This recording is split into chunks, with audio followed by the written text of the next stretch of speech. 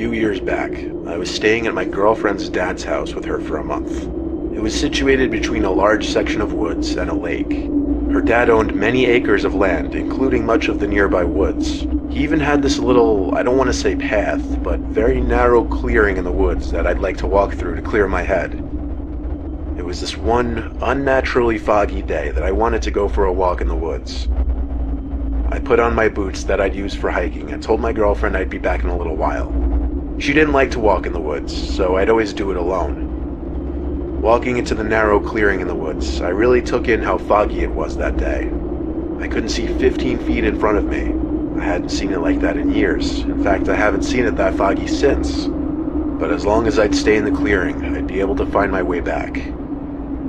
Walking through the clearing, I thought I could hear my footsteps being mirrored, as in synchronized with someone else's steps. So I stopped and listened. This was private property. Nobody should be here except for me. So I calmly called, "Hello?" When I didn't hear any calls back or footsteps, I felt it was safe to continue walking. The woods had a very eerie vibe with the thick clouds of fog floating through the trees. Crunches on the floor of the woods from my boots and the sounds of evening crickets was just about all I heard. A calming vibe. Then I heard it. A moaning-like breathing noise, like an old man moaning in discomfort. This time I knew I wasn't alone. It sounded like someone was hurt. I walked towards the noise, concerned, once more calling out, "Hello?"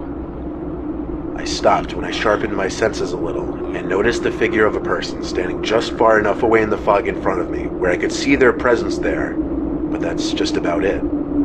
Just a really tall figure in the fog. That was the person making the moaning sounds. I crept a little closer, asking if the person needed assistance, but I didn't exactly get a better view. So I walked a little closer, and still, it didn't feel like I was getting any closer to the person. I yelled this time, and the moaning stopped. I took 2 more big steps this time towards the figure, and that's when I realized that no matter how much I walked forward, this person, this figure, didn't seem to get any closer. I turned around and started walking back through the clearing in the direction of my girlfriend's dad's house. I looked over my shoulder about 5 seconds later and swallowed my gum, seeing that the figure now behind was still the exact same distance it had been this entire time. I started running, heart racing, running short on breath rather quickly. And every time I looked over my shoulder, I saw that figure hovering the same distance behind me. And I use the word hovering now, because I eventually picked up on the fact that I couldn't see the outline of the lower part of the figure's legs. It just looked like this floating apparition in the fog. I eventually made it out of the woods back to the yard of the house. I took one last look at the tree line while it was still in sight through the fog, and I saw the person, figure, apparition, whatever I should call it, right by the tree line. I burst in through the back door of the house, slammed it shut out of breath, and when my girlfriend, her dad, and her brother came in response to my noise, I pointed out into the fog at the tree line, telling them someone or something was following me in the woods, no matter how fast I ran. Her dad put on his shoes and went outside with me real quick. I pointed to where I last saw the figure in the woods, and it was gone. He patted my shoulder and told me I had nothing to worry about. With he and I being 2 6-foot dudes, and with the 2 dogs in the house, no one would be breaking in here. I laughed and pretended for a second as if I wasn't mentally scarred for life from what just happened. I'm not one to believe in ghosts or anything of that nature, but this was definitely the closest thing to paranormal I'd ever experienced. It still sends shivers up my spine to this day.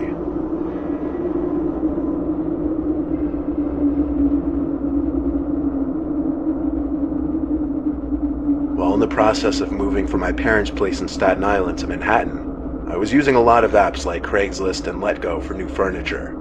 I had already gotten the apartment in Manhattan by the point of this story, but I was still spending most of my time in my parents' house while I was still finishing up furnishing the apartment. I was on the app LetGo, and I found a really cheap, nice-looking dresser that matched the rest of my furniture. I messaged the guy whose name was Jake, and he was quick with his responses. We set up a time and place to meet that night, outside his house on some dead end by a little park. He said he worked late shifts, and his only available time to meet would be past 10 most nights. That was fine for me, though. I didn't have work that week. The meetup time was 10:30. I wanted to be a little early because honestly the later it got, the sketchier things would feel. I got to his house at like 10:15 or maybe earlier, but it was an intensely foggy night. I couldn't even see if there were other cars parked in the street. Literally seconds after I parked at the dead end, I got a message from Jake on Letgo saying, "You're early. Just give me a second, I'll be right out." I thought, what in the world? How did he know I arrived that second? Was he watching from somewhere in the fog? Still, I replied, okay, and looked around even harder now. I realized there weren't really any houses on the street, at least not normal-looking houses. It was an unusually secluded street for Staten Island with some small buildings that I couldn't even make out what they were for. Eventually, Jake sent me another message saying, "Come on out, the dresser's waiting out back." Out back where, though? I couldn't see anything. I got out from my car while replying back to him asking where I should go. That's where the responses on the app stopped, and the yells "over here" started. I followed the voice of this Jake person through the fog. I felt as if I were in some bizarre horror scenario. Following his voice, I'd occasionally shout, "I'm coming." I walked through this narrow alleyway-like thing between these two buildings. This wasn't a neighborhood street at all. I called out for Jake as I got through the alleyway to a backyard-type area. I didn't know if it was big or small because the fog, mixed with the darkness, wouldn't let me see more than 6 feet in front of me. Jake was no longer calling out for me. It just went completely dead silent, except for the sound of distant nighttime traffic. I knew in my gut something wasn't right. I was about to make my way back out of there. "Wait, your dresser's just right inside here. Come inside." I heard his voice in front of me, but I could not see him. I didn't respond. I just started backing away towards the small alleyway. I turned around, and I could see other people standing mere feet away from me.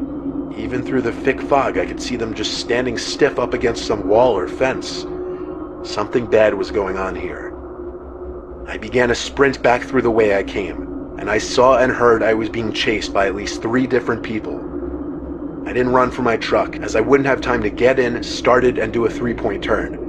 I ran down the road till I couldn't run anymore and got the police on the phone. 2 police cars pulled down the road eventually. One of them picked me up when I waved them down. We got to the location and we went to the little yard area. There weren't any people still back there. The 2 little buildings were both abandoned storefronts. The back door was wide open, but inside was literally nothing. Do I even need to say it? No dresser, obviously.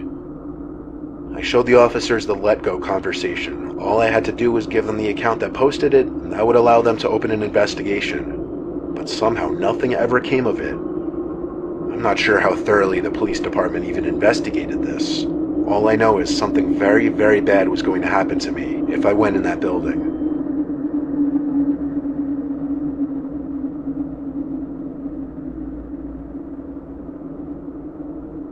Last Saturday, while I'm writing this, it was an insanely foggy day.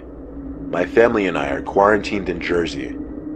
My wife was out shopping, and my son was in his room. I was trying to get work done on my computer in my office room when my 6-year-old daughter Veronica came inside, saying she saw someone in the garden. I left the office to the window looking in the backyard where the garden is. And indeed, she was right. There was someone standing over my garden. Their back was to us, but they didn't appear to be doing anything, and I know it sounds unbelievable, but I really couldn't tell if it was a man or a woman. That's how foggy it was. I knocked on the glass to try and scare them away. I saw them turn their head, then walk over my garden deeper into the fog until we couldn't see them anymore. I told Veronica to wait inside while I slipped on my shoes and walked out into the fog real quick. The person only walked deeper into my property. See, we live in what I guess kids call bumblefuck, so I have a large yard. Obviously, seeing someone on this yard is unsettling, and my natural reaction was to follow in the direction I saw the person walk. I started to hear a rhythmic thumping noise, and as I got closer to my shed, I realized it was coming from there. The shed came into view when I got close enough, and I saw the person at the door of it, apparently slamming the door shut over and over again. I yelled, "Get out of here," before I called the police. I stepped closer and got a better look at the person. It was some middle-aged woman. She looked disheveled. She said sorry at least 10 times as she literally ran away from me in the direction of the road, quickly disappearing in the fog. Later that night, after my wife and I turned off the TV and tried to get to sleep, the dead silence in the room revealed a sound coming from outside. It was coming from the backyard, and I recognized it as the slamming of the shed door again. I felt sick realizing this. My wife was shaking me and telling me to go out there and chase whoever it was off. I didn't tell her about the woman because I didn't want to scare her. I slipped on my shoes, grabbed a flashlight, and turned on every backyard light on the house. I went outside immediately yelling, trying to sound intimidating. The slamming stopped. It was still foggy out. I had to walk a little bit to be able to see the shed. The shed door was open. The woman wasn't anywhere in sight. I have to admit, I was downright terrified to go into the pitch-black shed at that moment. I figured she had to be in there, but this is what you do as the man of the house. In my best words, I charged into the shed screaming as once again some intimidation factor, but the shed didn't have anyone in it except me. So I shut the door and twisted the little lock on the handle. I yelled some threat about calling the police really, really loud, and then went back into the house. I turned off all the backyard lights, and as I was walking back to my bedroom, Veronica came up to me crying. "What's wrong?" I asked her. She replied, "Look out my window." Those words hit me hard. I ran to her room, keeping the light off, and saw that woman standing at her window trying to open it. I got a clear view of the woman now, and her face was nothing short of horrific. She had droopy, cracked skin, her hair was wiry and grayish. She looked like her teeth were probably effed up too. There was clearly something wrong with this woman, and I had to assume she was dangerous.